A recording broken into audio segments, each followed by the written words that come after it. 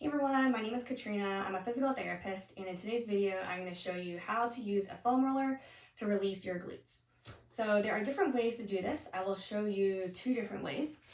So the first is in a figure 4 position. You are going to prop yourself up onto your hands. You're going to cross one of your legs, and you're just going to roll your butt up and down. Now you can play around with this, so you can kind of roll your body to one side, and then you can roll your body to the other side to get different parts of the glute. And then you can switch sides. Again, rolling to one side, come back into the middle. You can do the other side.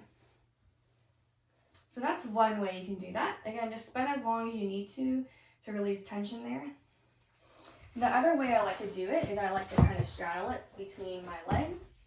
Again, prop myself on my hands, and then I'm just going to roll side to side. Now this way I think I tend to feel more release. It's really nice because I can get a nice release where the glutes attach to your sacrum. So your sacrum is that triangle bone along your midline of your pelvis.